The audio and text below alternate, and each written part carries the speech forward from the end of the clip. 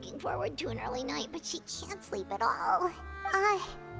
Hey, you don't think the knave will be too angry with Lenny and everyone if she finds out about all this, do you? She's even scary when she smiles. If she were to actually get angry...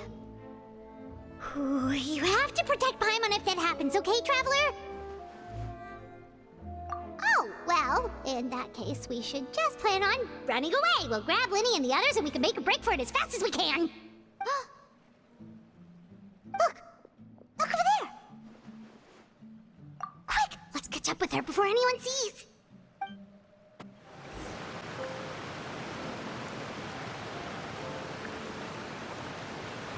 Clearvy!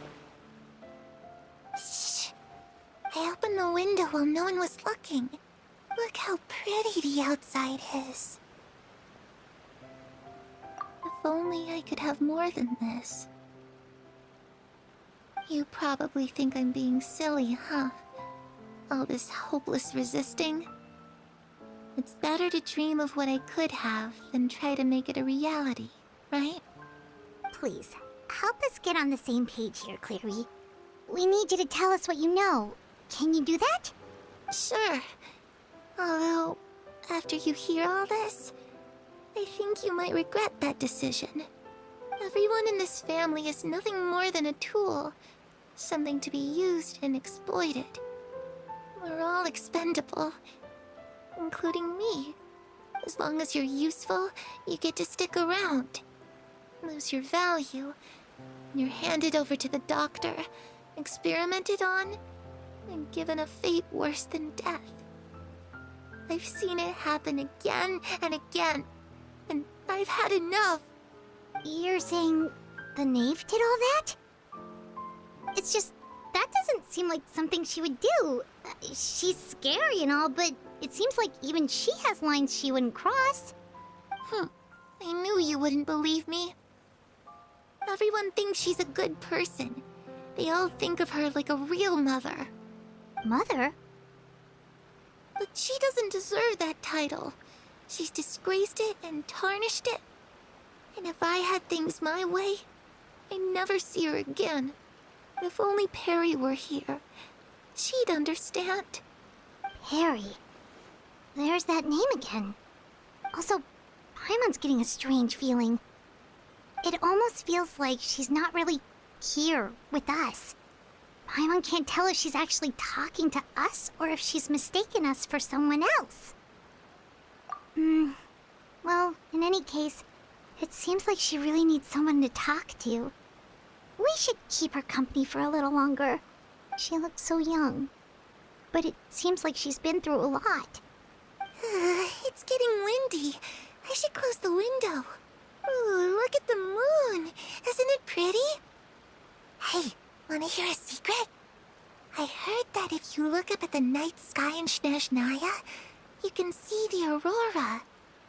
It's supposed to be super pretty. Even prettier than the moon tonight. Perry and I promised each other that once we're older, we're gonna go see it together. But I can't find her. I'm worried she's also been... No, that wouldn't happen to her. She's special. Mother likes her a lot. I should really go talk to Mother, but we just fought. She doesn't want to see me, and I'm too scared to face her. What should I do?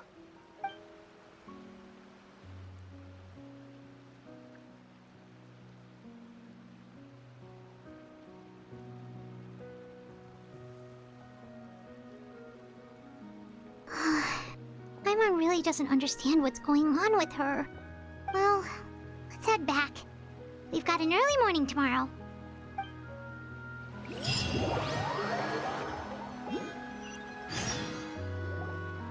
All right, looks like we're all here. Let's go ahead with the plan. Oh? What is it? What makes you ask that? Well, we kinda ran into Clearview last night, and that's what she told us. We met the doctor back in Sumeru. He's super dangerous, and he's done all sorts of bad things. It's possible that Father and the Doctor have had certain dealings, but I don't think Father would work with him. We're not really on the same side, so there's not a lot of trust between them. That doesn't exactly set the stage for a successful partnership. I did hear, though, that when Father first became a Harbinger, the Doctor offered to work with the House of the Hearth. Father rejected most of his proposals, except for one. It had to do with some sort of secret experiment. Secret experiment? Could that be what Clairvy was talking about? I don't think so. I don't know any details about the experiment itself, but I do know it's an entirely independent operation. The Doctor only proposed a direction for the research. That was the extent of his involvement. I still don't think that counts as working together. The details of the experiment are confidential, but complete records are kept on all participants. That doesn't seem to be the case with the situation Clairvy referred to. I know you don't agree with some of the Fatui's methods, and I'm not asking you to. But I am asking you to trust us on this. The House of the Hearth has its own principles. There are certain lines we're not willing to cross. Alright, that's good to hear at least. Clairvy seems to think the Knave and the Doctor worked together to do something horrible. If that turned out to be true, Paimon doesn't know how he would even face you guys. It's just that it doesn't seem like Clairvy is lying either.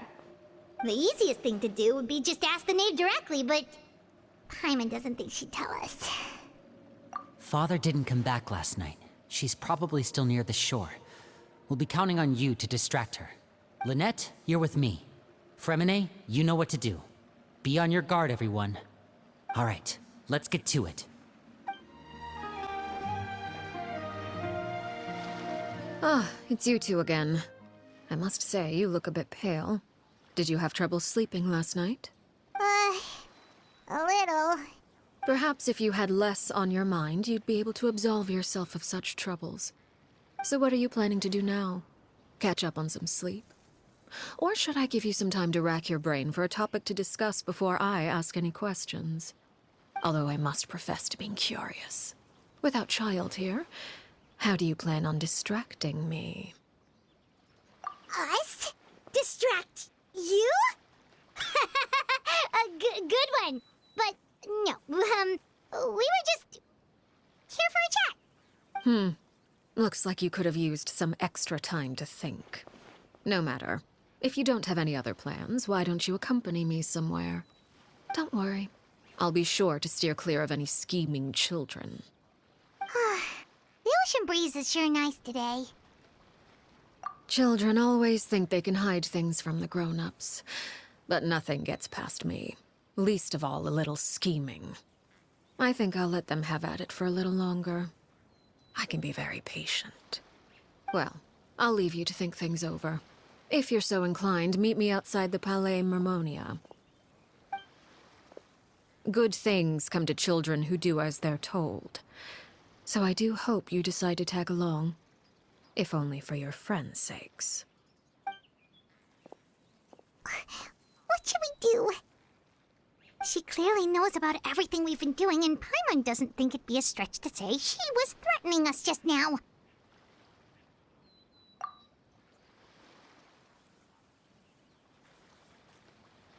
Oh, good idea. Hopefully he sees it in time. Well, we should probably head to the Palais Mermonia. Paimon doesn't want to find out what happens if we don't show up. Based on what the Knave was saying just now, it sure didn't seem like it'd be anything good. Okay, then we probably shouldn't keep her waiting. It seems like Linny and the others are on thin ice, so let's do our best to not get them in any more trouble. Seeing as we still have some time before my meeting, we might as well enjoy some pleasant conversation while we wait. I'm glad to see you get along with my children. Being surrounded by good companions is necessary for a child's development. You're not planning on doing anything to them, are you?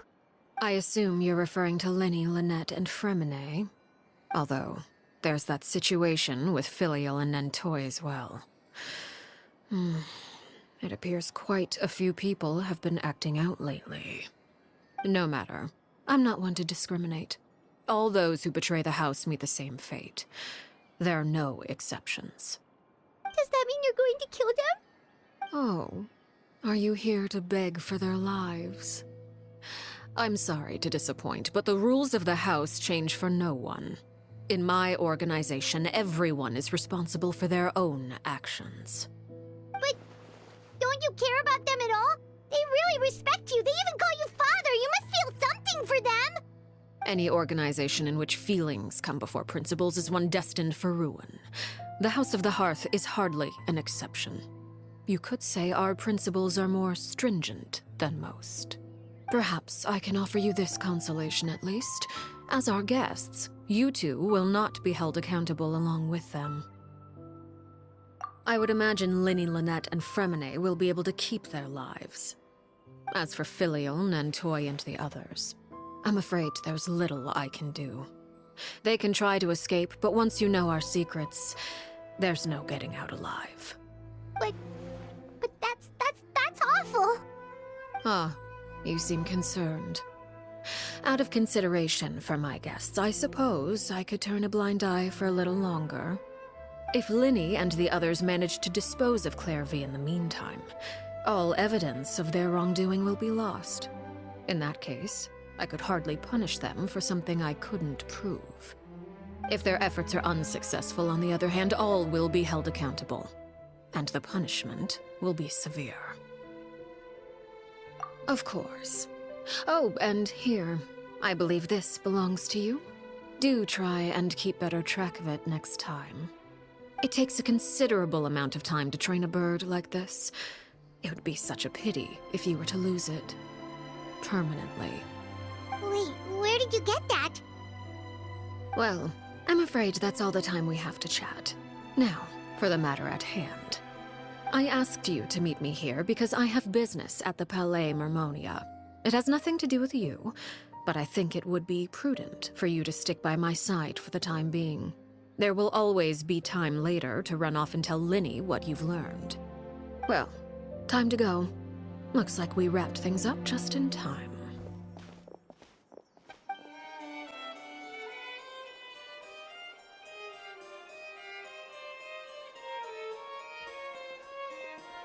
It's been a while, Monsieur Neuvillette.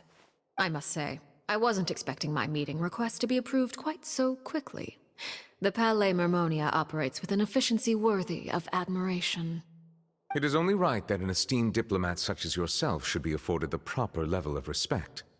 Although, if I may speak plainly, I must confess that I did not anticipate we would have the occasion to meet again after presenting you with the Gnosis. I see you've brought the Traveler and Paimon with you as well. If I may inquire as to the purpose of your visit. I'll be departing Fontaine shortly. There is, however, an outstanding matter that I would like to see resolved before I go. It requires a rather lengthy explanation, I'm afraid. So I took the liberty of explaining everything in this proposal.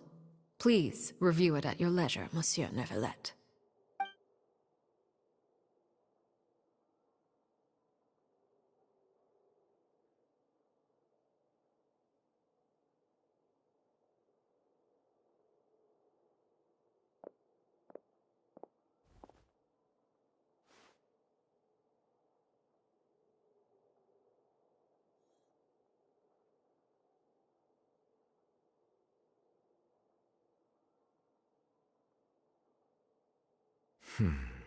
I understand your request. However, at the risk of causing offense, I must admit that I fail to see why you would wish for such a thing. I heard you have a certain fondness for water tasting, Monsieur Neuvillette, so allow me to use water as an analogy. A family is like a large body of water with countless rivers flowing in and out. As someone who watches over this system, I would hope that each river that flows from the source will eventually reach the ocean. Of course, objectively speaking, I know this is impossible. Most of the rivers will dry up along the way, disappearing into the ground and leaving nothing but a barren riverbed behind. Not all rivers are destined to reach the ocean, but I would not see their existence rendered meaningless. I believe the water that flows within them is simply meant for a different destination, like a field in need of irrigation. Or perhaps the glass of a certain water-tasting enthusiast. Did you get any of that, Traveler? Your words paint an optimistic picture indeed. Allow me to remind you, however, few among us are willing to sip from a glass filled with tainted water. It may have been tainted at one point in time, but not to worry. I'll make sure it's drained of all impurities and returned to its cleanest form.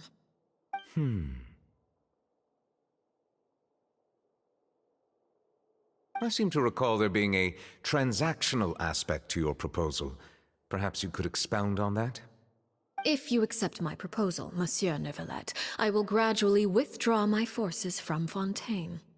And, unless absolutely necessary, I will no longer carry out any special missions within Fontaine.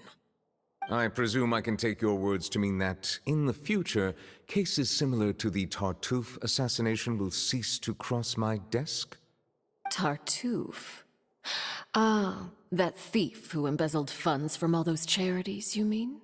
My deepest condolences to his family, but without any evidence, I cannot imagine how the House of the Hearth might have been involved in his passing. Of course, if you accept my proposal, Monsieur Neuvillette, I'm sure certain measures could be taken to reduce the frequency of such troubles. You choose your words carefully indeed. In that case, I am inclined to accept your proposal. My thanks for your generosity, Monsieur Neuvillette. Well, with that settled, we should be going now. I took the liberty of bringing along 2 bottles of spring water from Snezhnaya for you to enjoy. I do hope I get the chance to hear your impressions. Perhaps at our next meeting, yes? Indeed. I trust you would not overlook your commitment in the meantime. All right, Traveler Paimon. Time to go. I believe I've told you before that my emotions easily resonate with those of others. Yet in the few meetings I've had with that Harbinger, I haven't been able to sense any aspect of her emotional state. Her mind is like a still body of water. Who knows what darkness lies in its depths, and the lack of ripples on the surface gives nothing away. It's unclear whether this is her natural state of being, or whether it's an incredible strength of will that gives her the ability to master her emotions. Either scenario, however, suggests she is a very dangerous individual. I do not expect an explanation as to why you two were by her side. Whatever your reasoning, I would only advise you to take caution. So, what exactly were you talking about back there?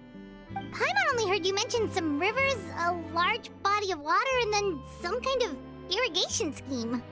You really want to know? I would imagine there might be more pressing concerns at the moment.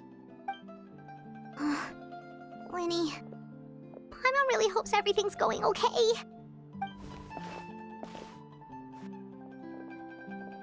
Oh, Paimon recognizes that look. You've got your ticket cap on, don't you, Traveler?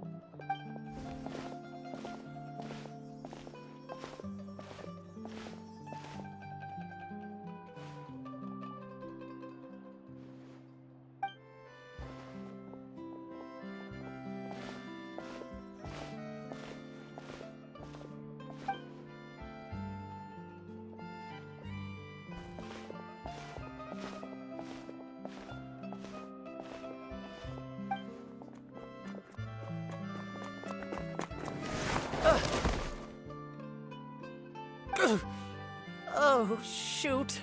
Are you all right? Oh, jeez. I'm so sorry. I was so focused on selling these papers, I wasn't looking where I was going. Well, let me make it up to you at least. Here, take this paper. On the house.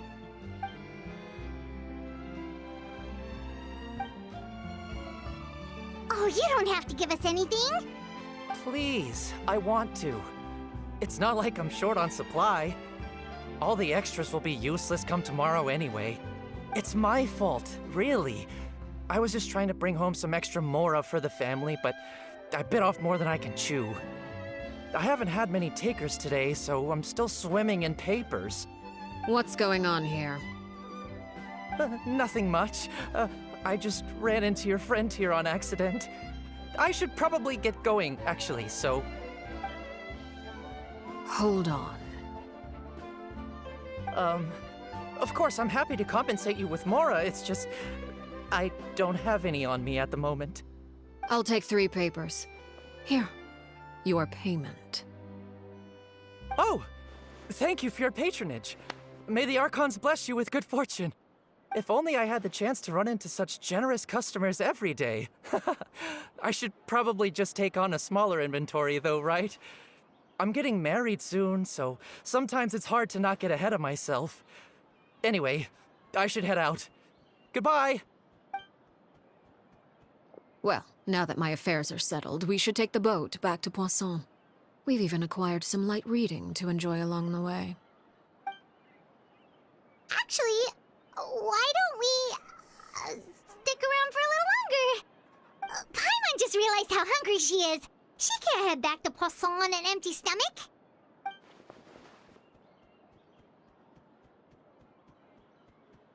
It appears you two are under the impression that delaying our return will somehow alter the situation in your favor.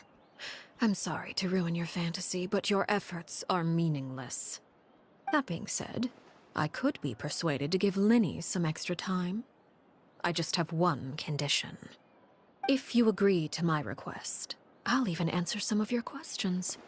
You're quite curious about Clairvy, are you not? And my relationship to her. Wait, why are you being so generous all of a sudden? You're not gonna ask us to do something bad, are you? You overestimate yourself. You don't have the talent for bad things. Then what can you possibly... The most important consideration in a negotiation is that both sides receive something they want. Demands and threats only get you so far. Wonderful. Here it is. When the time comes, make the choice that you deem most appropriate in the situation, and lend your help to the House of the Hearth. Okay, sounds normal enough. But what do you mean, when the time comes? When is that supposed to be? That is for you to decide. Then we have a deal. Follow me.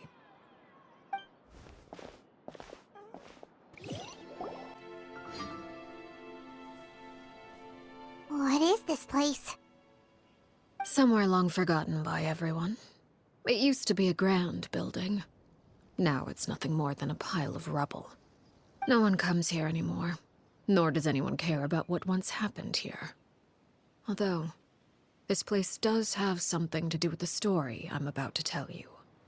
It was before I became a Harbinger, and before Linny and the others joined the House of the Hearth. Due to certain events, I first killed Clairvy and then her mother. And this is where it all happened. You were the one that killed Clairvy? Patience now. Allow me to explain Clairvy's side of the story first. I'll start from the beginning. Clairvy was 6 years old when she was brought by her mother, Crucibina, to live in the House of the Hearth. From the outside, it seemed like a fairy tale. A thriving family made up of kind adults and friendly children. Crucibina was the knave at that time, and the House of the Hearth was under her control. She was Clairvy's mother by blood, but she was also the mother to all the children in the house. Clairvy was happy here, for a time. But she quickly realized that being part of this family wasn't a fairy tale at all. It was a kind of purgatory. Purgatory? Exactly. The House of the Hearth takes in war orphans from all over Tevat. But as for how to raise them, that depends entirely on the person in charge. Crucibina came up with a novel idea.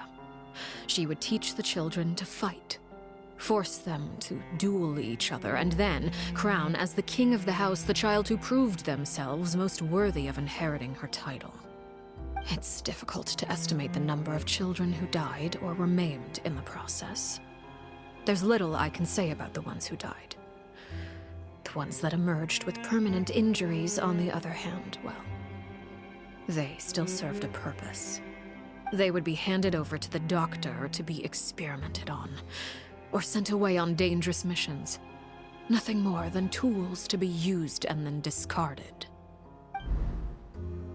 So those were the experiments Clairvy was talking about.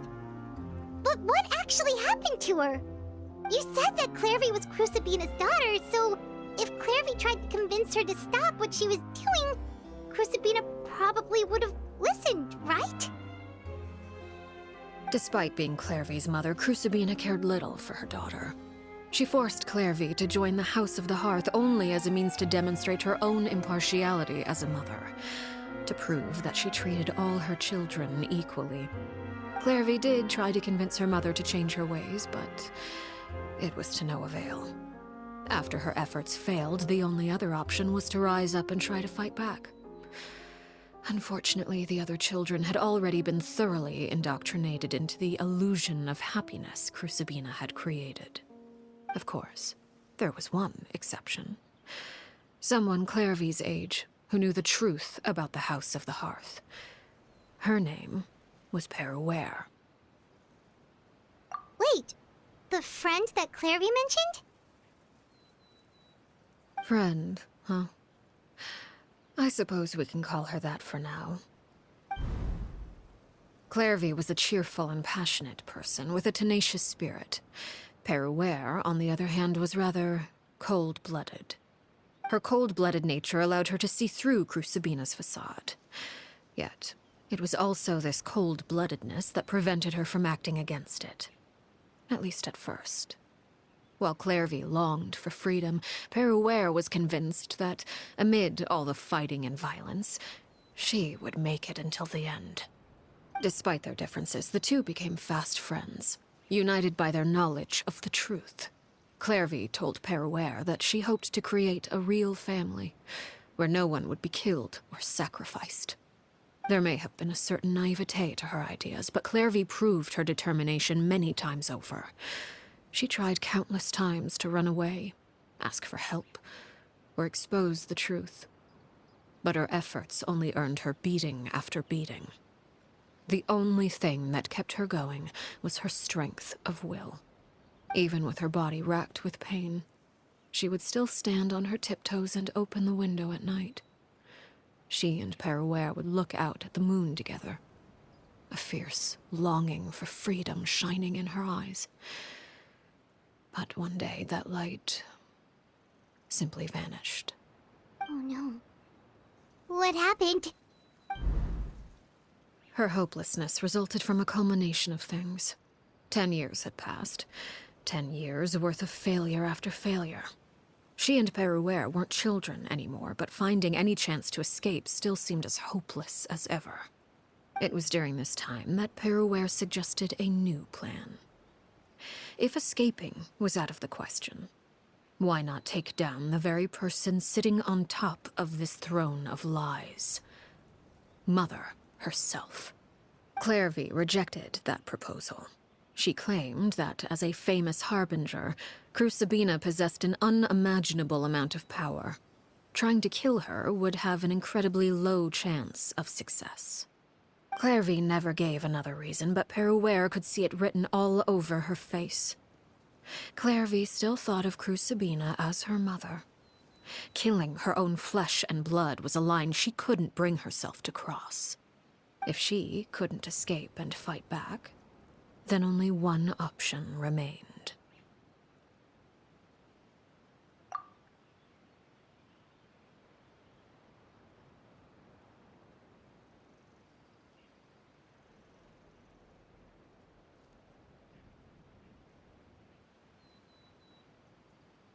Precisely. Death was the only way that she felt she could be free. It happened during a duel. When she arrived at the dueling ring that day, her partner turned out to be none other than Peruere, the very person that had stood by her side all those years. It was a fierce battle. But ultimately, Clairvy decided to let Peruere end her life. From that moment on, Peruere's journey was one written in flames. When the rain finally came and washed it all away, there she stood, the sole victor in Mother's endless game of slaughter. A trail of corpses strewn across her path to success.